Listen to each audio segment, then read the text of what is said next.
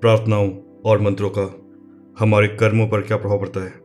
क्या धार्मिक अनुष्ठान किसी पापी को स्वर्ग जाने में मदद कर सकते हैं? इस प्रश्न का उत्तर बुद्ध ने बहुत प्रभावशाली तरीके से दिया। बुद्ध नालंदा के पास पावा आम्रवन में ठहरे हुए थे। एक दिन जब बुद्ध गहरे ध्यान में थे, एक युवक रोता हुआ उनके पास आया। बुद्ध जब ध्यान से उठे, उन्होंने उसके रोने की आवाज़ सुनी और बाहर आए। उन्होंने उस आदमी से पूछा कि वह इतनी देर से क्यों रो रहा है। युवक ने कहा, तथागत, कल मेरे बूढ़े पिता की मृत्यु हो गई। बुद्ध ने उससे पूछा, मुझे यह सुनकर बहुत दुख हुआ, लेकिन क्या आपका रोना उन्हें वापस जीवित कर देगा?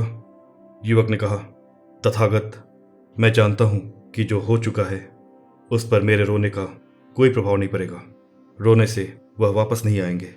लेकिन मेरी चिंता इस बात की है कि अब जब उनकी मृत्यु हो चुकी है तो उनका क्या होगा?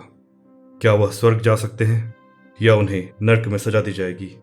कृपया आप कुछ ऐसा करें जिससे मेरे पिता स्वर्ग पहुंच सके। मुझे बिल्कुल भी विश्वास नहीं है कि जिस तरह के कर्म उन्होंने अपने जीवन में किए हैं उससे वह देवताओं के निवास तक पहुंच पाएंगे। उसने आगे बताया कि राजगृह में बहुत सारे ब्राह्मण और सन्यासी कई प्रकार की प्रार्थनाएं और अनुष्ठान करा रहे हैं, जो यह सुनिश्चित कर देता है कि मृत व्यक्ति की आत्मा स्वर्ग ही पहुंचे।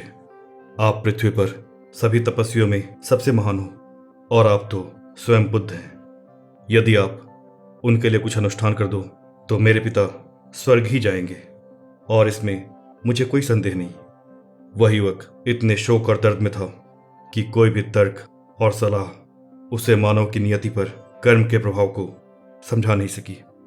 आखिर में बुद्ध ने उस व्यक्ति को बाजार से मिट्टी के 2 छोटे घड़े और थोड़ा मक्खन लाने के लिए कहा। वह आदमी खुश हो गया कि आखिरकार पहली बार बुद्ध किसी तरह के धार्मिक अनुष्ठान को करने के लिए तैयार हुए हैं। वह दौड़ता हुआ बाजार गया और कुछ ही समय में वह दोनों सामान लेकर उस स्थान पर वापस आ गया जहां बुद्ध ठहरे थे। बुद्ध ने उससे कहा कि एक घड़े को मक्खन से और दूसरे को छोटे छोटे कंकड़ से भर दे। युवक ने जैसा निर्देश दिया गया था वैसा ही किया। बुद्ध ने कहा, अब दोनों घड़ों का मुंह ढककर पूरी तरह से बंद कर दो और पास के तालाब में रख दो। वह आदमी बहुत खुश था क्योंकि वह जानता था कि बुद्ध ने कभी भी किसी मृत व्यक्ति के लिए इस प्रकार का कोई अनुष्ठान नहीं किया है। उसे राहत मिली कि अब उसके मृत पिता निश्चित रूप से स्वर्ग ही जाएंगे। अब बुद्ध ने उस आदमी से एक मजबूत डंडा लाने और उस डंडे के प्रहार से उन घड़ों को तोड़ने के लिए कहा। युवक ने सोचा कि यह कोई रहस्यमयी अनुष्ठान है जो दिवंगत आत्मा के लिए स्वर्ग सुनिश्चित करता होगा। उसने वैसा ही किया। जैसे ही घड़ों को तोड़ा गया, एक घड़े से मक्खन उठकर पानी के ऊपर तैरने लगा। दूसरे घड़े में रखे कंकड़ पत्थर तालाब की सतह पर बैठ गए। बुद्ध ने उससे कहा, मुझे बस इतना ही करना था। अब आप कृपया राजगृह के उन ब्राह्मणों और सन्यासियों के पास जाकर उनको प्रार्थना करने और मंत्रों का जाप करने के लिए बोलो, जिससे मक्खन तालाब के अंदर डूब जाए लेकिन कंकड़ पत्थर उठकर पानी के ऊपर तैरने लगे। युवक उलझन में पड़ गया और उसने कहा, तथागत, आप मेरे साथ मजाक कर रहे हैं। मैंने आपसे कुछ धार्मिक अनुष्ठान और प्रार्थना करने का अनुरोध किया था जिससे मेरे पिता स्वर्ग जा सकें, लेकिन आप उसकी जगह पर मुझसे ब्राह्मणों के पास जाकर उनसे मंत्रों का जाप करवाने के लिए बोल रहे हैं, जिससे मक्खन तालाब के अंदर डूब जाए और कंकड़ पानी के ऊपर तैरने लगे। यह कैसे संभव है? यह प्रकृति के नियमों के विरुद्ध है। वो ब्राह्मण चाहे कितनी भी प्रार्थना या मंत्रों का जाप करें, मक्खन नहीं डूबेगा और न कंकड़ तैरेंगे।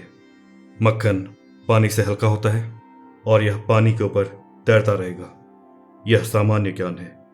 बुद्ध ने उत्तर दिया, युवक, तुम प्रकृति के नियम और सामान्य ज्ञान के बारे में बहुत कुछ जानते हो, लेकिन तुम कर्म के नियम को मानने के लिए तैयार नहीं हो। यदि आपके पिता ने जीवन भर अच्छे कर्म किए हैं तो उनकी उसी के अनुरूप अच्छी नियति होगी। उन्हें कौन नीचे खींच सकता है? इसी प्रकार यदि उन्होंने जीवित रहते हुए बुरे कर्म किए होंगे तो उन्हें उसका विपरीत फल प्राप्त होगा। किसी भी प्रकार की प्रार्थना, अनुष्ठान और मंत्रों का जाप उन्हें ऊपर नहीं उठा सकता, न ही उनकी नियति पर विपरीत असर डाल सकती है। जितनी जल्दी हम कर्म के नियम को समझ लेंगे, उतनी जल्दी हम अपने कार्यों और व्यवहार में सुधार कर सकते हैं। युवक अब समझ गया था कि बुद्ध उन्हें क्या सिखाना चाहते थे। उसने कर्म के नियम को समझ लिया था। उसने बुद्ध को धन्यवाद दिया और नए ज्ञान और समझ के साथ वापस लौट गया।